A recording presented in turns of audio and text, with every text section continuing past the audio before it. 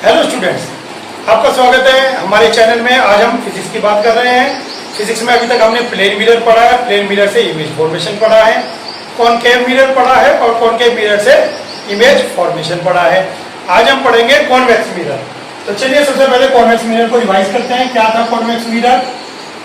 ये शेप, ठीक है ना, आपको बताया था ये शेप है, तो ये तो है कॉनकेव, और जब आपकी तरफ से देखते हैं तो ये क्या कहलाएगा? कॉन्वेक्स। ठीक है, मेरी तरफ से है कॉनकेव, ठीक है ना, मेरी तरफ से तो कॉनकेव है, ठीक है, और आपकी तरफ से क्या है? ये कॉन्वेक्स। तो आज आपकी तरफ से पढ़ाई कर रहे हैं हम। आप देख रहे हैं इस मिरर को, तो देखिए आप इस मिरर को देख रहे हैं, ये रहा, ठीक है ना, ऐसे है। मैं इधर से देख रहा हूं और आप इधर से देख रहे हैं। इधर पॉलिश है, इधर पॉलिश कर दी गई है, तो आपको दिखाई देगा ऑब्जेक्ट। ठीक हो गया। तो ये क्या है? Convex mirror. अब कॉन्वेक्स मिरर की खास बात, कॉन्वेक्स मिरर का दूसरा नाम हमने बताया था डाइवर्जिंग मिरर। डाइवर्जिंग आपको क्या बताया था? मैंने डाइवर्जिंग बताया था रेस को फैलाने वाला। डाइवर्जिंग जो रेस को फैलाएगा, कन्वर्जिंग जो रेस को इकट्ठा करेगा, और डाइवर्जिंग तो रेस को फैलाएगा। तो आज हम डाइवर्जिंग के बारे में पढ़ रहे हैं। डाइवर्जिंग का काम कौन करता है? कॉन्वेक्स मिरर, ठीक है। तो कॉन्वेक्स मिरर के बारे में देखते हैं। तो सबसे पहले प्रिंसिपल एक्सिस, ठीक हो गया, प्रिंसिपल एक्सिस। अब इस प्रिंसिपल एक्सिस तो हो गया, अब इसका फोकस कहाँ है? मिरर का मेन बात है, इस मिरर का फोकस कहाँ है? इस मिरर का फोकस यहां पीछे होगा, ठीक है ना, इस मिरर का फोकस पीछे होगा। क्लियर हो गई बात? आइए जरा देखते हैं पैरेलल लाइट रे जो आती है उनका क्या होता है। ये एक लाइट रे ली हमने पैरेलल, ये जो पैरेलल लाइट रे है ये क्या होती है? वहां पर क्या था कॉन्वेक्स में? कॉनकेव में, कॉनकेव में क्या था? रिफ्लेक्ट होने के बाद एफ से जाती थी। देखिए रिफ्लेक्ट होने के बाद एफ से जाती थी। तो कॉन्वेक्स में क्या होगा? कॉन्वेक्स में भी एफ से जाएगी, लेकिन एफ पीछे है, तो ये तो पॉसिबल नहीं है, क्योंकि ये तो रिफ्लेक्ट होके कहीं भी जा सकती है लेकिन एफ से नहीं जाएगी। तो ये रिफ्लेक्ट होके डाइवर्ज होगी, डायगोनल की तरफ फैलना, तो ये फैल जाएगी, और उस रे को जब हम पीछे बढ़ाएंगे तो वो एफ से जाएगी। तो हम जब इसको ड्रॉ करते हैं तो सबसे पहले आप इस रे को एफ से ज्वाइन करेंगे डॉटेड, ठीक। अब ये जो डायरेक्शन आई है ये इसकी रिफ्लेक्शन की डायरेक्शन है। तो लाइट रे यहां फॉल हुई और रिफ्लेक्ट होकर बाहर जाएगी, बाहर डाइवर्ज, बाहर की तरफ फैलना, बाहर जाएगी डाइवर्ज। लेकिन ऐसा एपियर होगा, इसमें एपियर वर्ड लगता है, एपियर होगा जैसे कि रे यहां से आ रही हो, ठीक है। एक रे में आपको आइडिया लगेगा, एक और रे बनाते हैं और इसको भी आप डॉटेड बनाएंगे और ये इसी डायरेक्शन में बैक हो जाएगी। देखिए लाइट रे गई और रिफ्लेक्ट हो गई, लाइट रे गई रिफ्लेक्ट हो गई। इसके अंदर थी कन्वर्जेंस, कन्वर्जेंस प्रिंसिपल एक्सिस की तरफ जाकर सारी मिल रही थी, सब रेज प्रिंसिपल एक्सिस की तरफ जाकर मिल रही थी। लेकिन ये है डाइवर्जिंग, डाइवर्जिंग मीन्स फैलना, ये फैल रही है कहाँ? बाहर की तरफ। तो आप देखेंगे बाहर की तरफ फैल रही है, डाइवर्जिंग, ठीक हो गया। लेकिन इनको बैक बढ़ाएंगे तो ये फोकस से जाती है। अब बच्चे के दिमाग में क्वेश्चन आया, सर एक काम करते हैं, जब हमें पता है कि बाहर फैल जाएगी तो एक काम करते हैं, इसको बाहर दिखा देते हैं पहले और इसको बाहर दिखा देते हैं और पीछे बढ़ाने पर मीट कर देते हैं। इनको पीछे बढ़ाया, अरे पीछे बढ़ाने तो मीट ही नहीं हुई, है ना, पीछे बढ़ाने तो मीट ही नहीं हुई। क्यों? क्योंकि ये ड्राइंग का हिसाब है, ये मेजरमेंट का हिसाब है। ऐसा जरूरी नहीं है कि जो आप एंगल लें वो दोनों रेज पीछे जाके मिले। तो इसके लिए हमने क्या बताया कि यहां से पहले इसको ज्वाइन करा दें, यहां से इसको ज्वाइन करा दें, अब इसको एक्सटेंड करना है। This will be the direction of reflection. इसको डॉटेड मिलाया और इसको यहाँ पर इंक्रीज कर दें, रेज कर दें, that will be the direction, ठीक हो गया। तो जितनी पैरेलल रे बीम आई थी आपके पास वो सब फोकस पे मीट होती है, लेकिन एपियर, ठीक हो गया ना, एपियर टू बी मीट। तो आइए यहां पर प्रिंसिपल फोकस की डेफिनेशन लिखते हैं। प्रिंसिपल फोकस की डेफिनेशन लिखिए। मैंने आपको कॉनकेव मिरर में अलग डेफिनेशन लिखवाई थी, बताया था कि वो डेफिनेशन केवल कॉनकेव मिरर की है। कॉन्वेक्स मिरर की डेफिनेशन अलग है, तो इसकी डेफिनेशन आप लिखिए, लिखते रहिए, मैं समझाता रहूंगा, फिर एक बार और समझाऊंगा। The light raise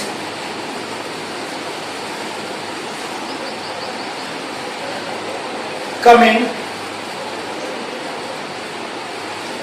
parallel to principal axis,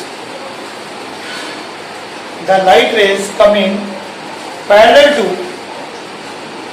principal axis diverges after reflection.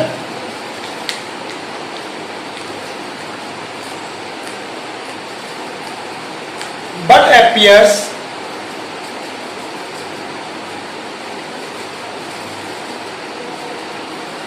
to be coming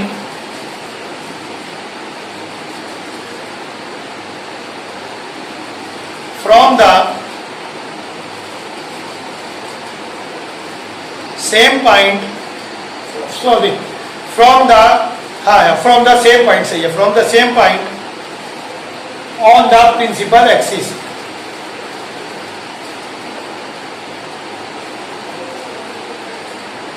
This point on the principal axis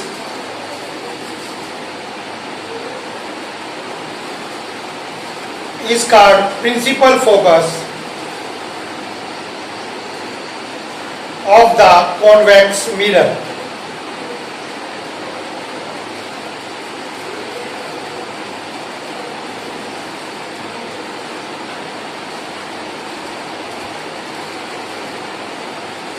तो दोबारा से सुनिए, आप उसे टैली कर लीजिए। द लाइट रेज, यहां से समझते रहिए। The light rays coming parallel to principal axis, देखिए प्रिंसिपल एक्सिस के पैरेलल लाइट रेज आ रही है। डाइवर्ज हो गई, फैल गई। आफ्टर रिफ्लेक्शन, रिफ्लेक्शन के बाद डाइवर्ज हो गई। बट एपियर्स, लेकिन एपियर हो रही as coming from the same point, जैसे कि वो एक पॉइंट, सेम पॉइंट से आ रही हो। ऐसा लग रहा है ये रे और ये रे, देखो ये दोनों वहां से चली। जब आप इधर से देखते हैं पीछे से, तो ऐसा लगता है ये यहां से चल के आ रही है, ठीक है ना। ऑन द प्रिंसिपल एक्सिस, वो पॉइंट कहां पर है? On the principal axis, principal axis पर है वो point. That point on the principal axis is called principal focus, और इस पॉइंट को हम क्या कहते हैं? Principal focus. तो कॉनकेव कॉन्वेक्स मिरर का प्रिंसिपल फोकस इसके बैक साइड में होता है, बिहाइंड द मिरर होता है। क्लियर हो गई ये बात? तो ये आपके पास फोकस की डेफिनेशन हो गई। अब देखते हैं इसके अंदर एक दो और रेज के रूल क्या होते हैं। एक तो आपके पास ये हो गया, दूसरा रेज का रूल ये भी लगेगा सिंपल, पहले भी था आपके पास कि जो भी रे यहाँ पर गिरेगी वो लॉज ऑफ रिफ्लेक्शन का पालन करेगी, वो फॉलो करेगी laws of reflection, means I equal R. जो भी रे पोल पर गिरेगी वो लॉज ऑफ रिफ्लेक्शन का फॉलो करेगी, आई इक्वल आर को वो फॉलो करेगी। और एक वहां पर था, यहाँ पर भी है कि जो सी से जाने वाली लाइन है, रे है, वो सी से ही जाएगी। आगे देखते हैं सी से।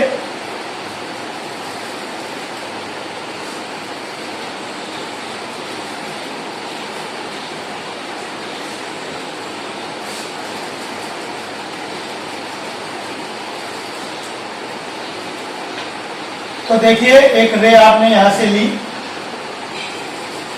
और ये यहां पर टकराएगी और रिफ्लेक्ट बैक हो जाएगी। तो सी वाली रे आपको सी से ही दिखानी है, ये जाएगी, रिफ्लेक्ट बैक हो जाएगी। तो ये आपको दो तीन बेसिक प्रॉपर्टी है, ये बेसिक प्रॉपर्टी हो गई, ये हो गई और ये हो गई।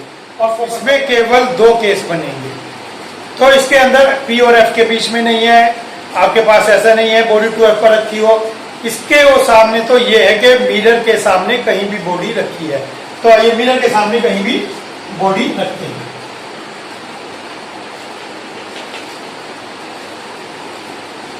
तो मैंने आपको बताया था कि 24 केस है, 6 इसके 6 इसके। तो जब हम इसके 6 केस बोलते हैं तो टीचर आपको कंफ्यूज करने के लिए दे सकता है कि body between P and F हो, body between F and 2F हो, वो टीचर देता रहे, लेकिन आपको कंफ्यूज होने की जरूरत नहीं है। केवल एक ही रे डायग्राम बनता है हर एक के लिए। तो आइए देखते हैं। तो ये बॉडी, इसकी कोई पोजीशन फिक्स नहीं है कि ये कहीं भी हो सकता है। तो देखिए एक लाइट रे पैरेलल गई और ये आपका एफ, ये आपका सी, और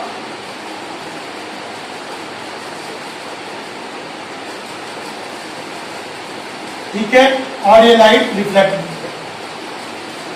ठीक है, लाइट यहां से रिफ्लेक्ट हो गई, लाइट आई, स्ट्राइक हुई और रिफ्लेक्ट हो गई, पीछे बढ़ाया फोकस से जाएगी, रूल है। दूसरा रूल सी वाला था, तो सी वाला रूल फॉलो करेंगे। एक लाइट है, आप ये सी से पास करेंगे और यहां पर स्ट्राइक होगी मिरर पर, और यहां पर स्ट्राइक होने के बाद रिफ्लेक्ट बैक हो जाएगी, ठीक है ना, आई रिफ्लेक्ट बैक हो गई और डॉटेड पीछे बढ़ाने पर यहां पर मिल गई। अब देखिए दोनों इमेज कहां पर, दोनों रे कहां पर मीट करती हैं, यहां, ठीक है।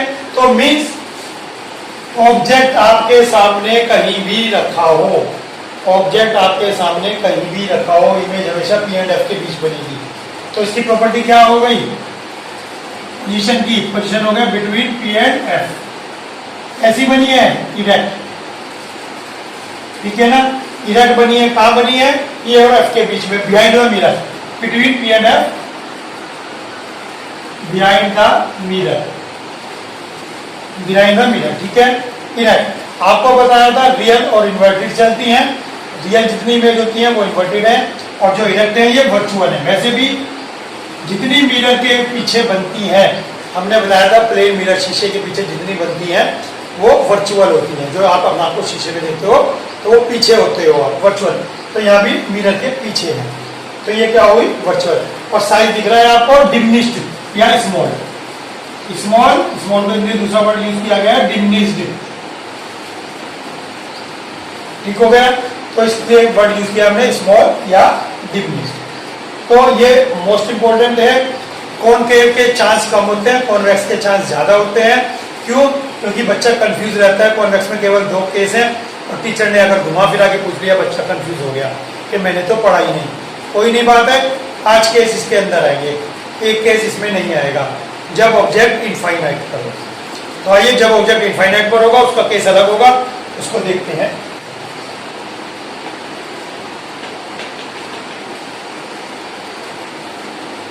देखिए, जब इनफाइनाइट पर है तो आपने 2 रेज ली पैरेलल,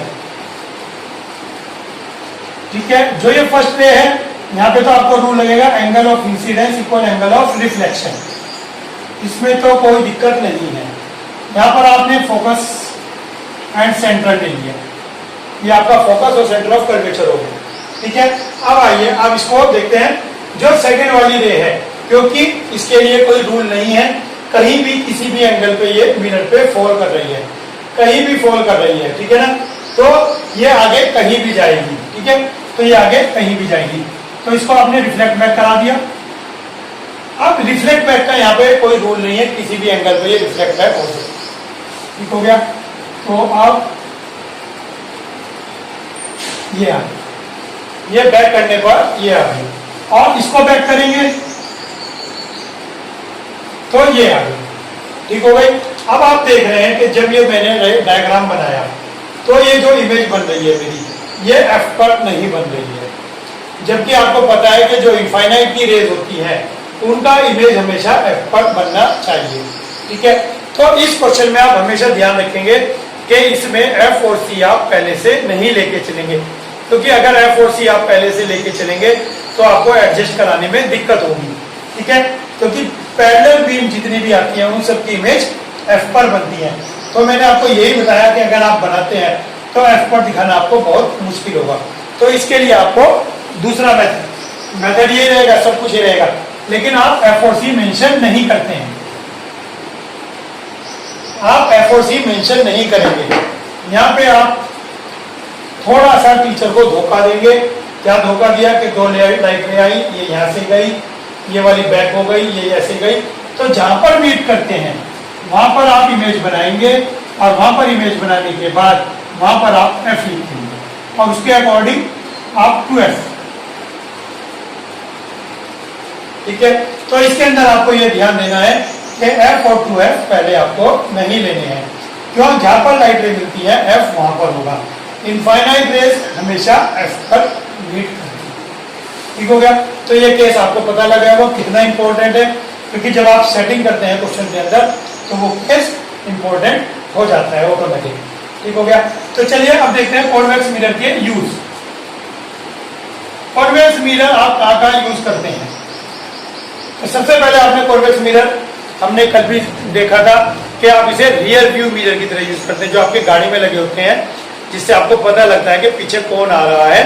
तो ये सबसे पहले रियर व्यू मिरर।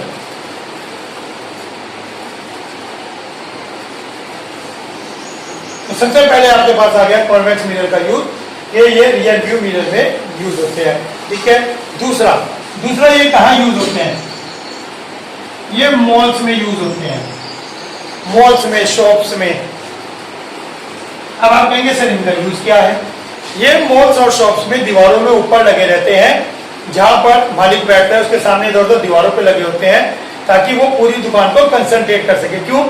ये क्या करते हैं? ये व्यू को छोटा करके, ठीक है ना, व्यू को छोटा करके दिखाते हैं, तो ज्यादा एरिया कवर करते हैं। ये मिरर ज्यादा एरिया कवर करते हैं। जैसे आप अपने स्कूटर मोटरसाइकिल से ही देखें कि जो उसमें मिरर लगा है वो पीछे का कितना एरिया कवर करता है। तो ये मॉल में, शॉप्स में लगे होते हैं, तो जब हम उनमें देखते हैं तो ये ज्यादा एरिया कवर करते हैं, तो ज्यादा एरिया कवर करने की वजह से चौकसी अच्छी हो जाती है। और तीसरा, in laboratory for experimental purpose.